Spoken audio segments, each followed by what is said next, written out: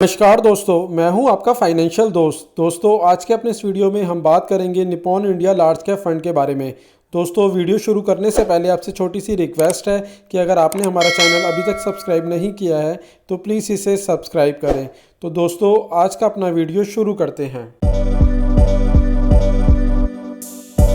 Nippon India large cap fund, यह fund एक large cap category का फंड है। इस फंड के अंदर बेसिकली आपका जो निवेश किया जाता है वह मार्केट कैपिटलाइजेशन के अकॉर्डिंग जो 1 नंबर से लेकर 100 नंबर तक की कंपनियां आती हैं उन्हीं के अंदर आपका निवेश किया जाता है।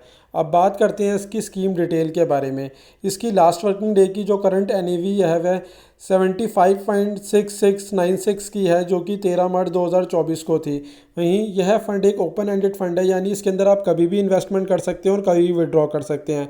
वहीं बात करें इस फंड के बेंचमार्क की, तो इस फंड का benchmark S&P BSE 100 total return index का रहने वाला है। वहीं बात करें इस फंड पे लगने वाले एग्जिट लोड की, तो यदि आप अपने अमाउंट को 7 दिन के अंदर निकालते हैं तो उसके ऊपर 1% का एग्जिट लोड लगेगा, और 7 दिन के बाद लगाते हैं तो इसके ऊपर किसी प्रकार का कोई एग्जिट लोड नहीं है। वहीं बात करें इन्वेस्टमेंट की, तो SIP और लमसम दोनों ही केस में आप सिर्फ 100 रुपये से निवेश की शुरुआत कर सकते हैं।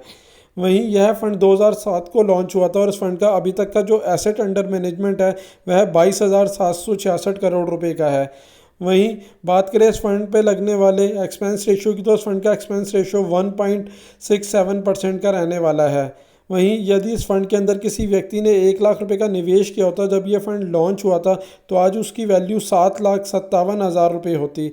वहीं अगर आप इसका SIP का भी सालाना का रिटर्न देखेंगे तो इसने 15% से ज़्यादा का ही रिटर्न दिया है। बात करें इसके पास्ट रिटर्न की, तो लमसम के केस के अंदर इस फंड ने पिछले 1 साल में 41% से ज़्यादा का रिटर्न दिया है, 2 सालों में 25% से ज़्यादा का रिटर्न दिया है, 3 सालों में 21% से ज़्यादा का रिटर्न दिया है और 5 सालों में 16% से ज़्यादा का रिटर्न दिया है।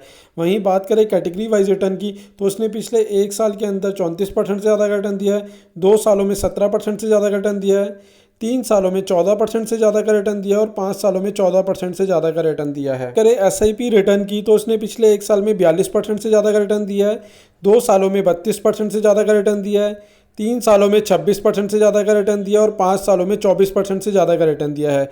वहीं बात करें कैटेगरी वाइज रिटर्न की, तो उसने पिछले 1 साल में 37% से ज़्यादा का रिटर्न दिया है, 2 सालों में 25% से ज़्यादा का रिटर्न दिया है, 3 सालों में 18% से ज़्यादा का रिटर्न दिया है और 5 सालों में 18% से ज़्यादा का रिटर्न दिया है।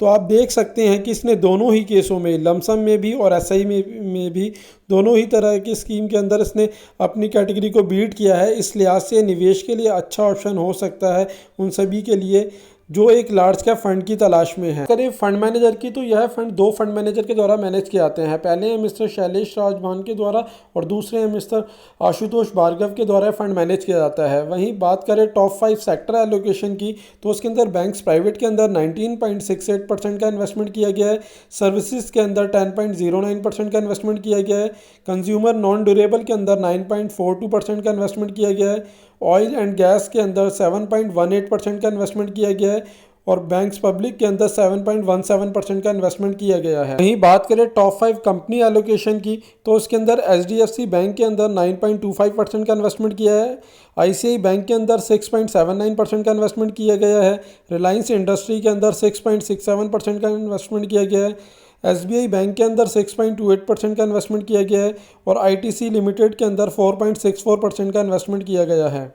वहीं बात करें ओवरऑल इन्वेस्टमेंट की, तो उसके अंदर क्योंकि यह लार्ज कैप कैटेगरी का फंड है तो उसके अंदर सबसे ज़्यादा पोर्शन लार्ज कैप के अंदर ही इन्वेस्टमेंट किया गया है। लार्ज कैप के अंदर 18.76% का इन्वेस्टमेंट किया गया है, वहीं मिड कैप के अंदर 17.03% का इन्वेस्टमेंट किया गया है और स्मॉल कैप के अंदर 0.93% का इन्वेस्टमेंट किया गया है। वहीं कुछ इन्वेस्टमेंट अदर इंस्ट्रूमेंट के अंदर भी किया गया है।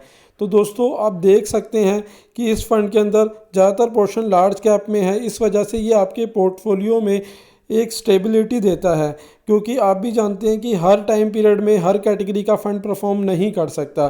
कभी मिड कैप अच्छा परफॉर्म करता है तो कभी स्मॉल कैप और कभी लार्ज कैप। तो इस लिहाज से आपके पोर्टफोलियो में तीनों ही कैटेगरी के फंडों का होना आवश्यक है। और अगर आपके पास लार्ज कैप कैटेगरी में कोई भी फंड नहीं है तो इस कैटेगरी में कम से कम आपके पास एक फ़ंड होना ज़रूरी चाहिए। वहीं दोस्तों, अगर आप इस फंड के अंदर इन्वेस्टमेंट की सोच रहे हैं तो निवेश से पहले एक बार अपने फाइनेंशियल एडवाइज़र से सलाह ज़रूर ले लें। साथ ही साथ अगर आपको यह वीडियो अच्छा लगा हो तो प्लीज़ इसे लाइक शेयर करें, और चैनल अभी तक आपने सब्सक्राइब नहीं किया है तो प्लीज़ इसे सब्सक्राइब करें। इसके अलावा अगर आप हमारे साथ जुड़कर अपने निवेश की शुरुआत करना चाहते हैं तो आप नीचे दिए गए नंबर पर आप हमें व्हाट्सएप भी कर सकते हैं। धन्यवाद दोस्तों।